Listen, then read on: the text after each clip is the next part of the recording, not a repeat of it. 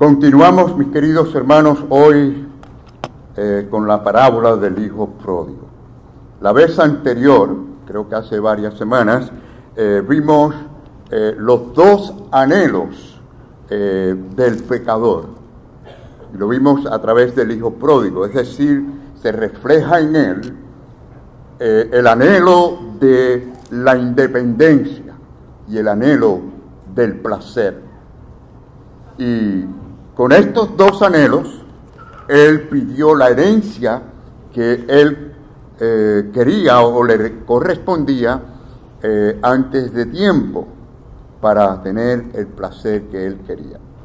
Hermanos, hoy comenzamos con esa parte de la palabra que dice en el versículo 14, y cuando todo lo hubo malgastado, vino un gran hambre en aquella provincia y comenzó a faltarle.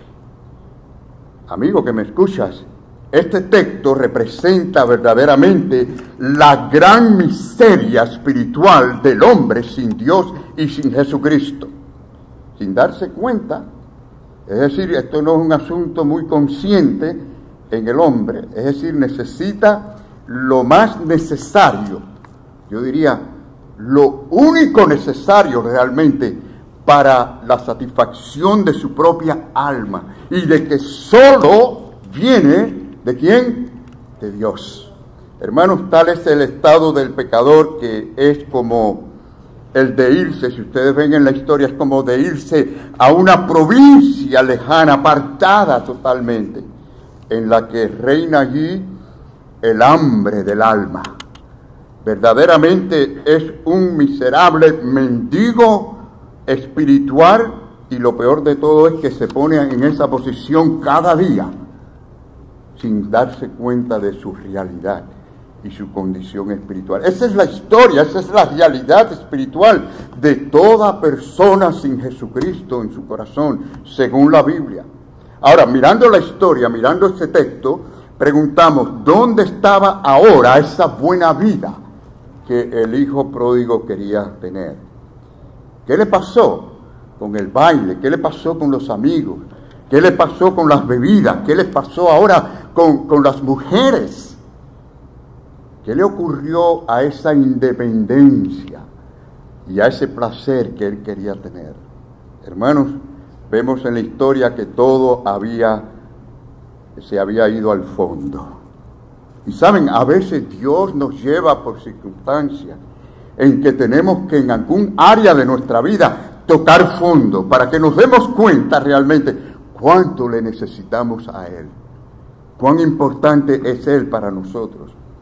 Pero vemos aquí, hermanos, la verdad detrás del pródigo pecador, ¿no? El hijo pródigo, y es que la maldad o ese pecado en su momento se quitó la máscara, se reveló a sí mismo, y lamentablemente muchas personas viven la vida sin darse cuenta hasta que llega el momento muy tarde.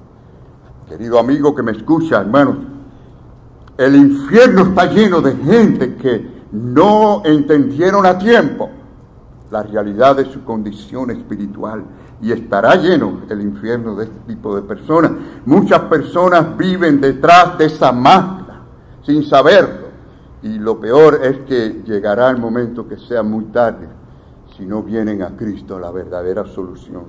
Es decir, detrás de toda la risa, de todas las actividades, detrás de todas las bullas y de las fiestas, se escondía la miserable vida y el vacío que él llevaba en su corazón. Hermanos, muchas personas no llegan a entender la razón por qué Dios nos creó y para qué estamos aquí. Saben, Dios no nos creó para nosotros mismos. El Señor nos creó, Dios nos creó para que le glorificásemos a Él, para que tuviésemos comunión con Él, para que disfrutásemos todo lo que Él creó en Él, precisamente. Y no de buscar en las cosas creadas la fuente de nuestra felicidad. Es decir, no es en lo creado, sino es en el Creador, verdaderamente.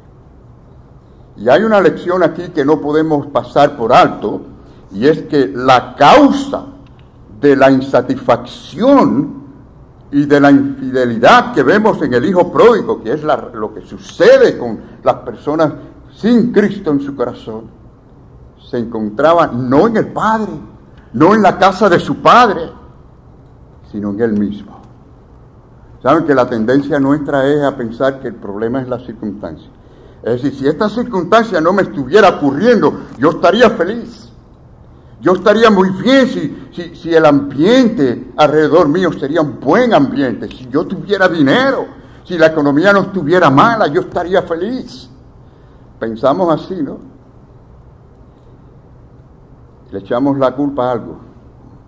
Adán le echó la culpa a ¿quién?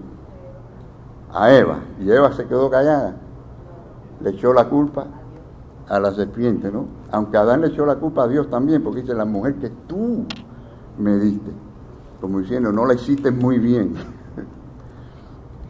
Imagínense, le echamos la culpa a algo, como siempre, ¿no? Pero, hermanos, lo importante aquí es cómo reaccionamos nosotros en los problemas. No son los problemas en sí, sino Dios quiere ver cómo tú vas a reaccionar en ese problema en que tú estás, en esa preocupación, en esa necesidad. No es como te hablaron, no es como te trataron, es como tú reaccionas, como tú eres en medio de esa situación. Y ahí es donde Dios quiere trabajar para que nos demos cuenta que es algo de adentro, es del alma. El problema del hombre realmente es su corazón, su propio corazón. Dice la Biblia que el propio corazón del hombre es lo más engañoso que hay. El hombre constantemente se engaña a sí mismo. Por eso no decimos nunca, sigue tu corazón, ¿no? Lo que decimos es, sigue la palabra de Dios. No, el corazón nos puede engañar. Pero hay gente que creen que si tuvieran dinero todo estaría arreglado, ¿no? Yo recuerdo una vez, hace años, una señora vino y me dice, pastor, si me gano la lotería, ya se declaró de que juega la lotería, ¿no? Si me gano la lotería, voy a dar tremenda ofrenda a la iglesia. Yo dije, esta no le da nada a la iglesia, porque hay que ser fiel en lo poco para ser fiel en lo mucho. No nos engañemos. El que no es fiel en lo poco no lo va a ser nunca en lo mucho, señores. Es un asunto del corazón. Miren, si el pecado pudiera revelarse así como con un espejo, cada vez que pensemos mal, actuemos mal, sintamos mal, cada vez que estemos en alguna desobediencia, saliera un espejo delante de nosotros y nos hiciera ver por dentro cómo estamos delante de Dios, nos horrorizáramos, porque es algo terrible delante de Dios, hermanos. Pero ¿saben cuál es el espejo que Dios nos da a nosotros? Palabra. Aquí cuando la leemos, cuando vamos a ella nos vemos, el Señor nos muestra cómo estamos delante de Él. Pero el hombre en su naturaleza piensa que mientras algunas cosas estén bien alrededor de él, que él está bien con Dios y si tiene bendiciones materiales, que Dios debe estar contento con él. El asunto es un asunto del corazón, hermano. Ahora, volviendo a esta historia, lo que pasa es que la oscuridad, la caída espiritual, no le dejaba ver a él la realidad de su condición. Eso es lo que sucede con el pecado. El pecado es todo lo contrario a mostrarnos un espejo. Más bien nos esconde la realidad. No quiere que la veamos. Y el problema estaba allí, dentro de él. Solo que él no tenía ojos para verlo. Es decir, sus dificultades, hermanos, no comenzaron cuando le faltó el dinero, la del hijo pródigo. Ya leímos la historia hace varias semanas, ¿no? Y ustedes la conocen. Sus dificultades verdaderamente no comenzaron cuando le faltaron a él sus amigos, cuando comenzó a comer las algarrobas de los cerdos. Es más, su dificultad no comenzó cuando le pidió al padre la herencia para irse. ¿Saben cuándo comenzó? Ya lo tocamos hace varias semanas. Comenzó cuando en su corazón comenzó a tener el deseo de la independencia de su padre. Y eso es lo que hace el pecado, nos quiere independizar de Dios, de su palabra, de lo que Él siente y de lo que Él dice. Queremos por nuestra cuenta andar, ¿no? Por nuestro propio camino. Eso es lo terrible del pecado, ¿verdad? Antes de hablar con su padre, cuando ya quería los placeres en su corazón y no estaba conforme con lo que tenía en la casa de su padre, ya empezó el pecado. Algo así como, recuerden cuando Satanás cayó, la historia nos habla, cuando Satanás empezó a decir, seré como el Altísimo, ahí mismo, ya en su corazón cayó. Y luego, claro, Dios lo mandó, cayó aquí en el globo terrestre como un sigitraqui, si leemos la historia. Pero hermanos, hay un comienzo allí en el corazón. Quiero en primer lugar decirte en esta mañana, querido amigo, querido hermano, que el pecador es siempre insensible al corazón y a la voluntad de Dios. Fíjense bien. O sea, este joven nunca pensó en qué pudo sentir su padre en esta situación. A él no le interesó esto, no fue sensible. Realmente lo que hace el pecado es esto. Es decir, fue un acto de desconsideración total. Y eso es lo que hace el pecado, nos hace insensibles a nosotros, a lo que Dios dice, a lo que Dios quiere, a la voluntad de Dios. Nos hace insensibles a los que nos rodean, nos hace insensibles aún a nosotros mismos, a nuestras propias necesidades. Cuán terrible es, ¿no?, el pecado. Y así nacemos realmente. Y hermanos, por eso es que para venir a Cristo se exige arrepentimiento verdadero, porque hay que tener la sensibilidad de nuevo. Es decir, usted tiene que sentir que ha ofendido a Dios. El arrepentimiento no es decir, sí, yo quiero vida eterna, yo quiero vida abundante, y ya. Yo quiero cambiar, pero ¿sientes que has ofendido a Dios? Si esa sensibilidad no está allí, lo demás es todo superficial. Sentimos que hemos ofendido a Dios. Ustedes van a ver cómo al final el hijo pródigo dice, he pecado contra ti, contra el cielo y contra ti, Padre, he pecado. Siente que hemos herido el corazón de Dios.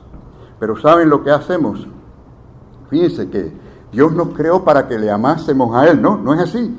Y que les amásemos con toda la mente, con todo el sentimiento, con todo el corazón, con todas las acciones. Pero ¿saben lo que le decimos a Dios? Le decimos a Dios, no, no es amarte, yo lo que quiero es la bendición para mí. Le decimos, dame la parte que me conviene, la que yo quiero, dame los bienes que me corresponden. Y saben que hay muchas personas, aún cristianos, que están deseando mucha bendición de Dios, pero ¿saben lo que pasa, hermanos? Que no deseamos a Dios, al Dios de la bendición. Y eso no funciona, esa fórmula no funciona. Vemos dentro de ese ambiente cristiano hace unos 30 años atrás cómo comenzó toda esta falsa doctrina de declaración y ustedes ven, yo declaro y yo decreto y yo demando, ¿no? Y yo arrebato y toda esa serie de cosas, ¿no? Le arrebato a Satanás esto, lo otro. Hermanos, cuando lo pensamos bien, pues bueno, primero que esto es una aberración bíblica, eso no está en las Escrituras donde se nos enseñan a tomar el lugar de Dios a estas declaraciones. Primero, si esta gente se dieran cuenta que cuando declaran algo y no se convierte en realidad, que es falso, y dejaran de hacerlo, y pues nadie lo haría, ¿no? Yo recuerdo que en una ocasión una persona dijo, yo declaro que todos los animales sean libres.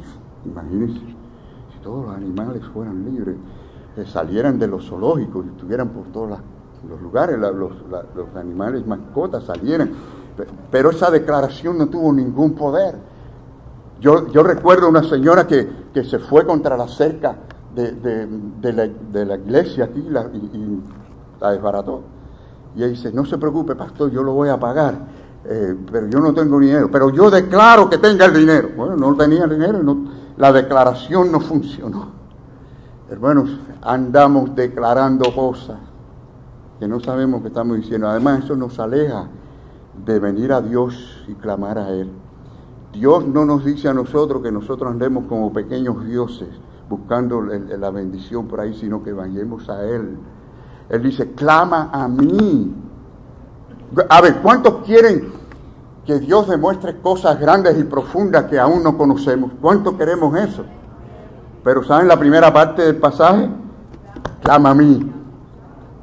Clama a mí y yo te responderé. Ven a mí con fe, que yo voy a hacer la obra. Ah, no, pero queremos ahora ser los poderosos porque somos pequeños Cristos. De ahí surgió eso. La gente no sabe de dónde viene la doctrina, pero surgió de uno que dijo que éramos como pequeños Cristos. Los cristianos teníamos el poder de declarar. Que yo sepa, ninguno de nosotros estuvimos en la creación y solo Dios dijo, sea la luz, y fue la luz. Él declaró, y lo que Él declara se hace realidad.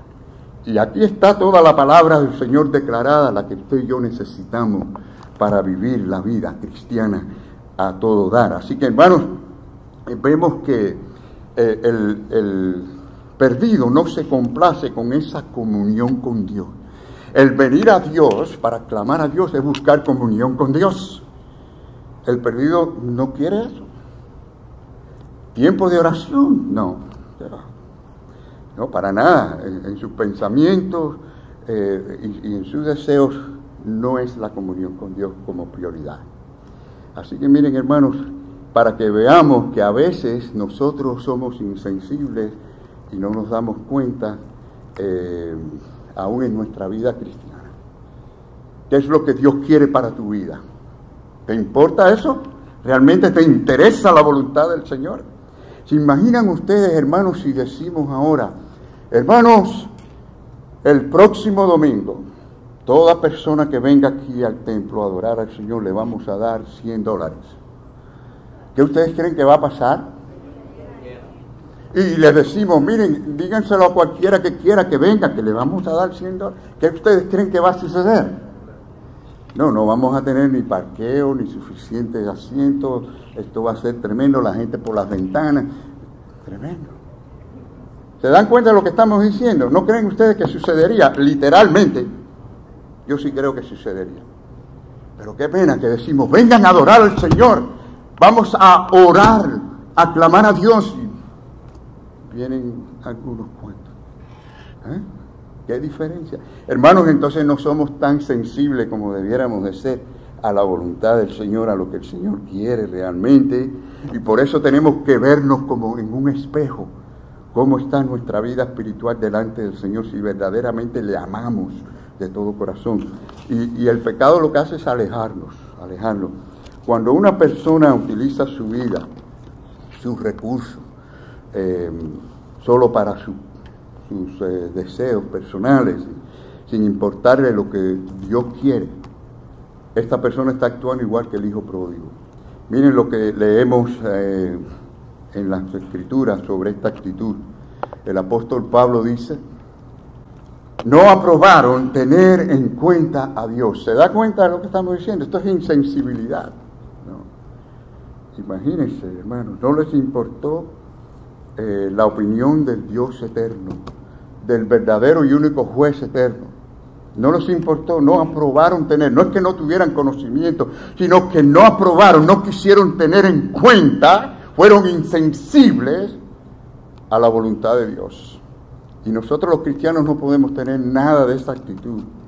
Eso tenemos que cambiarlo, si hay algo de esto en nuestro corazón, para que el Señor derrame sus bendiciones. El hijo ni siquiera se molestó en considerar si esto afectaría a su padre, ¿no? Y esa insensibilidad causó el egoísmo, que solo pensaba en él, ¿no? Y eso es lo que hace el pecador. Ahora, hermanos, miren, vivimos en una época, en un tiempo en que la gente son muy egoístas.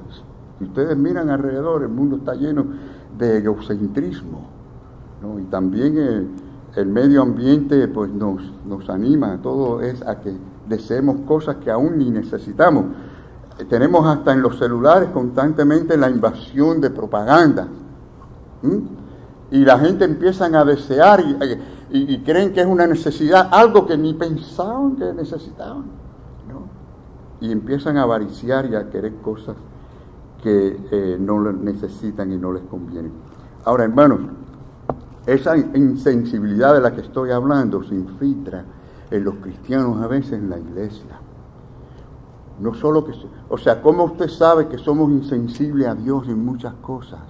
Somos insensibles a Dios simplemente cuando somos insensibles a los hermanos que nos rodean. Ustedes saben que si no nos amamos nosotros, los de la casa, por eso dice la Biblia, amémonos unos a otros, ¿no? Si no somos sensibles a los hermanos, a la necesidad de los hermanos.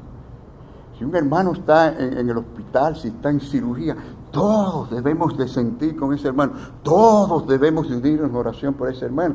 De lo contrario, somos insensibles, estamos en una forma diciendo, no me importa a esos hermanos, quizás aquel sí, quizás aquel. Hermanos, a veces somos insensibles y no nos damos cuenta. Y eso no es más que un ejemplo de nuestra insensibilidad a Dios mismo. Se infiltra a veces en nuestros corazones. Dios permita que en esta mañana digamos todos, Señor, hazme más sensible a tu palabra, a tu verdad, a tu voluntad, a los hermanos en la fe que me rodean. Y cuando somos sensibles a estas dos cosas, somos entonces sensibles a nosotros mismos, a nuestras propias necesidades. Hermanos, créanme, si no vemos nuestras propias debilidades, no va a haber avivamiento. ¿Cuántos queremos un avivamiento? Comienza con ver nuestras propias necesidades, debilidades delante del Señor, ¿no? Y allí entonces buscamos la ayuda de nuestro Dios. En segundo lugar, en esta mañana, hermanos, el pecador es siempre egoísta por naturaleza. ¿No es así? Para que el anhelo del hijo pródigo se cumpliese, él tuvo que codiciar, desear todas esas cosas, esos placeres, ¿no? Y buscar la herencia que le correspondía. Es decir, en su mente solamente había espacio para él mismo. No había espacio para pensar en el negocio de su padre, en el corazón de su padre, en su hermano que estaba allí también. No había pensamiento para eso. Claro, porque eso implicaba tener que esperar. Y vivimos en una sociedad que a la gente no le gusta esperar. Yo veo gente que están apenas empezando y quieren tener en 5 años lo que a otros les tomó 40 años tenerlo. Y no tienen paciencia. Y hay que saber esperar. Y en el tiempo que esperamos disfrutar lo que Dios nos da. Lo que Dios nos está dando. Y saberlo disfrutar con paz en el corazón, hermanos. Vivimos en una sociedad egoísta. Promueve el egoísmo constantemente. La gente deseando cosas que ni les conviene tener. Pero el pecador realmente piensa que ese es su derecho, que él puede hacer lo que a él le dé las ganas. Y yo les pregunto a ustedes, ¿de verdad podemos hacer lo que nos dé las ganas? ¿Es eso libertad? Miren lo que Dios dice. Ahora, claro, el pasaje luce ser y es directamente a los jóvenes, pero yo personalmente pienso que se aplica a todo el mundo, porque realmente después que pasamos la etapa de jóvenes, ¿cuántos vemos aquí que ya no somos jóvenes? Unos cuantos. Pues mira, nadie levanta la mano, la gente se siente joven. Ustedes ven, la próxima vez vamos a patinar. Hermanos, mire, yo pensé, cuando yo era joven, yo pensaba que cuando fuera ya de cierta edad, no voy a decir viejo, no, que fuera de cierta edad, yo no iba a tener ya tantas tentaciones. Y saben que eso es una mentira. No existe eso de que a cierta edad hay menos o más tentaciones. No, uno tiene tentaciones, eso es un asunto que está dentro de nosotros y alrededor de nosotros. Y mientras más usted quiera servir al Señor y fiel usted quiera ser, usted va a darse cuenta que hay un enemigo tan terrible, va a odiar eso tanto, que va a buscar la manera constantemente de tentarlo. Si a nuestro propio Señor lo tentó Satanás, ¿qué podemos esperar nosotros, hermanos? Nos va a tentar. Pero miren el pasaje lo que dice. Estamos hablando que esto lo dice el sabio Salomón, que había probado todo esto, ¿no? ¿Saben? La gente quiere hacer lo que quieren. Y esto es una forma como, digamos, algo sarcástico, como cuando nosotros le decimos a los hijos, ¿tú quieres hacer eso? A ver, hazlo, atrévate. Pero ya tú vas a ver lo que va a pasar. Algo así, ¿no? Miren, dice, alégrate, joven, en tu juventud, y tome placer tu corazón en los días de tu adolescencia, y anda en los caminos, fíjense, anda en los caminos de tu corazón, haz todo lo que tú desees hacer, y en la vista de tus ojos, todo lo que te guste que tú veas, pero sabe que sobre todas estas cosas, ¿qué dice? Te juzgará Dios. ¿Se da cuenta, hermano? Usted puede creer que usted tiene toda la libertad que usted quiera, ¿verdad? Y que puede hacer todo lo que usted le dé la gana hacer. Y Dios te dice, bueno, ahí está, tú te crees libre, dale. Pero en eso que el hombre se cree libre se hace más esclavo. Ustedes saben, porque al final lo importante es que Dios va a juzgar según su ley, según su voluntad, según su justicia, según su propia palabra. Y esa es la palabra final, la de Dios. El hombre se cree libre. Si ustedes lo piensan bien, Adán y Eva fueron más libres que nosotros porque ellos no tenían pecado. Y en esa libertad pecaron. Si lo pensamos bien, ni los ángeles en los cielos pueden decir que son completamente libres, porque tienen que guiarse por las leyes de Dios. Entonces, en lo absoluto, ¿quién es el único ser libre? Dios. Y el Dios nos dice que mientras más nos parecemos a Él, mientras más andamos en su verdad, somos libres, o más libres. Por eso dice, la verdad os hará libre. Usted quiere experimentar libertad en su vida, en su alma, en su corazón, comience a parecerse más a Dios según su palabra. Porque Él es el verdadero ser más único, libre, totalmente libre en todo el universo. Entonces, hermanos, la verdad es que si lo pensamos bien no merecemos nada y Dios en su amor nos ha dado su palabra, nos revela. Aquí está todo el manual mismo. Aquí está. El manual de nuestra vida. Cada vez que alguien trata de ser feliz de otra manera, por otras vías, fuera de la comunión con Dios, solo se engaña a sí mismo. Puede tener una cierta, vamos a decir, cierto placer, cierta felicidad temporal, superficial, pero aún así, al final tendrá que enfrentarse a la realidad más importante. Dice la palabra de Dios también en Romanos 3:23, dice, por cuanto todos pecaron. ¿Cómo dice? Por cuanto todos pecaron y están separados. Es como les dije, irse a una provincia muy lejos, ¿no? Lejos totalmente, apartado de Dios. El hijo pródigo no estaba interesado en la verdad de Dios. Estaba solamente, más bien le molestaría todo lo que estorbara a cumplir ese deseo que él tenía en su corazón. No pensó en su padre, no pensó en la opinión de su padre. Dios permita que nosotros seamos una iglesia que verdaderamente nos importe la palabra de Dios y lo que Dios dice y su voluntad. En tercer lugar, vamos a ver en la mañana de hoy que el pecador realmente está muerto en relación con Dios. Este es el tercer punto, ¿no?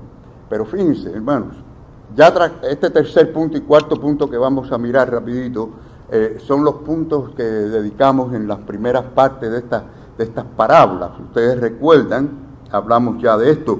O sea, las dos características anteriores que mencionamos, insensibilidad y egoísmo, son una realidad debido a esto, realidad de que el hombre está muerto en sus pecados y está perdido a causa de sus pecados. Estas dos realidades causan que el hombre sea insensible y que quiera la felicidad en las cosas del mundo y no en la comunión con Dios.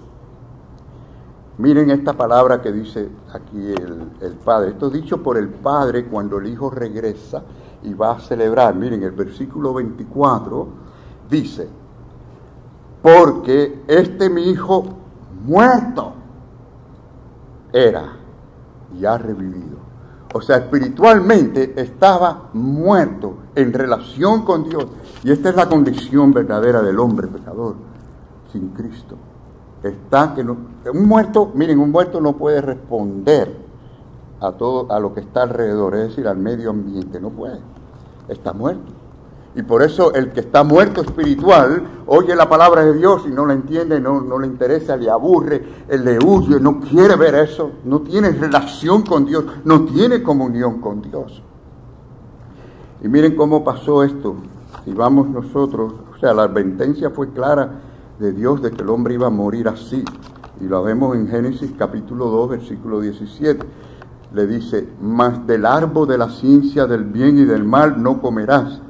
Porque, y note esto, el día que de él comiere, ciertamente morirás. Ahora, yo quiero que ustedes noten que Dios no le dice, vas algún día a morir si comes de ese árbol, sino que le dice, el día en que comiere. Es decir, en ese momento que comieron, ellos murieron espiritualmente.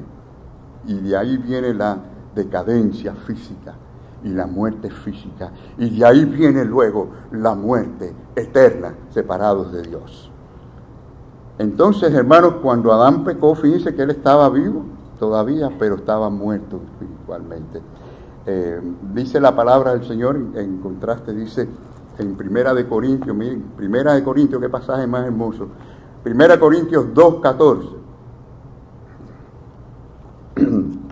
Hermoso porque nos dice, por un lado, la realidad de que necesitamos a Dios, y por el otro lado nos habla de que el que tiene el Espíritu de Dios tiene el discernimiento de las cosas de Dios. Dice, el hombre natural no percibe las cosas que son del Espíritu de Dios, porque para él son locuras y no las puede entender, porque se han de discernir espiritualmente. Así que con razón las palabras del Padre cuando regresó su hijo eran estas: mi hijo muerto y ha revivido. Es decir, estaba muerto en las realidades espirituales, en la voluntad del Señor, pero ahora ha cambiado, ha sido transformado. Hermanos, esa es la maravilla de la gracia de Dios. Dios está en el negocio de cambiarnos a nosotros, de transformarnos a nosotros. Y ese estado de muerte espiritual es más que simplemente una inexistencia en relación con Dios. Ese estado espiritual es una enemistad con Dios. El hombre que no tiene a Cristo en su corazón está en enemistad, es un enemigo de Dios. Vamos a leer el próximo texto, ¿verdad? Estamos mirando a Efesios 1. Dice, y Él os dio vida a vosotros cuando estabais muertos en vuestros delitos y pecados. O sea, Él dio la vida, nos da esa vida, en los cuales anduvisteis en otro tiempo, siguiendo las corrientes de este mundo, haciendo la voluntad de la carne y de los pensamientos, y éramos por naturaleza, ¿qué? Hijos de ira, lo mismo que los demás. Y luego dice el próximo texto que queremos leer, el versículo 4 al 5, continúa diciendo, pero Dios, que es rico en misericordia, que bueno, amén, gloria a Dios, por su gran amor con que nos amó, aunque estando nosotros muertos en pecado, nos dio, ¿qué? Vida juntamente con Cristo. Y por eso podemos decir, venga Cristo, busque al Señor mientras puede ser hallado, llámele en tanto que está cercano, porque el Señor da vida. Finalmente, en cuarto lugar, hermanos, el pecador está eternamente perdido. Noten como dice el versículo, ¿no? El versículo que estuvimos leyendo, dice, mi hijo se había perdido y es hallado. O sea, mi hijo había muerto era y ha revivido. Y luego dice, se había perdido y es hallado. Ahora, cuando el hombre buscó la independencia, murió espiritualmente. Cuando el hombre deseó los placeres del mundo, se perdió y se pierde. Esa es la realidad. Por eso dice Isaías 53:6, si leemos, dice, todos nosotros nos descarriamos. Isaías 53:6, ¿cuántos lo conocen el pasaje? Así dice, todos nosotros nos descarriamos como ovejas, cada cual se apartó por su camino, mas Jehová cargó en él el pecado de todos nosotros. Ahí está. Pero, hermano, usted sabe lo que es estar perdido. Bueno, todos los que estamos en Cristo estuvimos perdidos en el pasado. ¿Cuántos sabemos lo que es estar perdido? Lo peor a veces no es tanto estar perdido, sino estar perdido y no darse cuenta, no saber que estamos perdidos. La semana pasada estuvimos en Tampa, mi esposa y yo, y originalmente había puesto la dirección en la pantalla del carro, del auto, el GPS para ir al hotel, pero en mi teléfono había puesto el GPS para ir a una estación de gasolina para echar gasolina, pero no me acordaba de esa diferencia, y yo pensando que iba a echar gasolina, estaba realmente yendo hacia el hotel. Y hubo un momento que yo no sabía dónde yo estaba, y me di cuenta que estaba perdido. Pero yo decía, ¿pero por qué si estoy siguiendo al GPS? ¿Y dónde está el garaje? Bueno, cuando me doy cuenta, tenía el GPS también puesto en el carro, que originalmente era para ir a la estación de gasolinera, y yo estaba siguiendo al otro. Hubo un conflicto ahí. Y bueno, se pudo arreglar, ¿no? Pero qué malo es ese momento cuando uno está perdido y cree que va bien. Estamos sintiéndonos bien porque creemos que estamos en el camino que es. Y de pronto descubrimos que estamos equivocados. Así es la vida de aquel que está en el mundo, disfrutando al mundo sin Cristo, hasta que conoce que es pecador y el Señor le habla a su corazón y viene al Señor. Pero sí, hermanos, miren, yo quiero que vean, como dice el versículo 24, mi hijo muerto era y ha revivido, se había perdido y es hallado.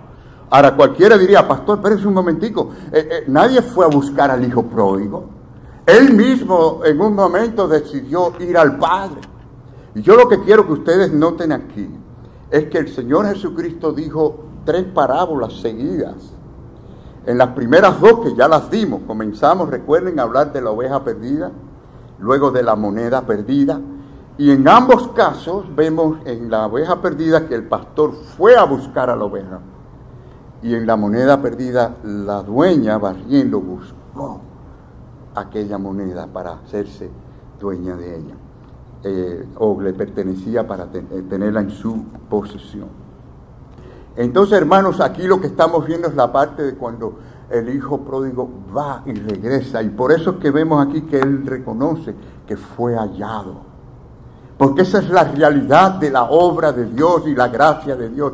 Dios en su gracia sale a buscar al pecador. El pecador está tan perdido, pero tan perdido, que no puede regresar. La oveja cuando se pierde no tiene regreso. Ella no tiene sentido de cómo regresar. Hay animales que no son así. Por ejemplo, usted suelta un gato en cualquier lugar, dicen que el gato de alguna manera regresa a donde tenía que estar.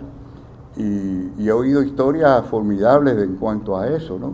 Y los animales que tienen un sentido de ubicación tremenda. Pero no es así la oveja, y así es el pecador, se pierde y no regresa. El Señor va a buscarla. Y qué bueno que el Señor hace su obra. Amigo que estás aquí, si no tienes esta seguridad de estar en el Señor, de tener la salvación en tu alma, de tener la seguridad en Cristo Jesús, te invitamos a que vengas a Cristo. Quizás usted me esté escuchando por esos medios de YouTube, por medio de la página de la iglesia, Facebook, y en estos momentos usted se encuentra lejos de Dios. El Señor les llama y le dice, venid a mí todo lo que estéis trabajando y yo os haré descansar. El Señor dice, al que a mí viene, yo no le echo fuera. El Señor murió en la cruz del Calvario, derramó su preciosa sangre allí para limpiarnos de todo pecado, para que estemos a bien con el Señor. Venga a Cristo ahora, no lo dejes para mañana. Venga al Señor y el Señor hará la obra en ti. Que el Señor nos bendiga en esta mañana.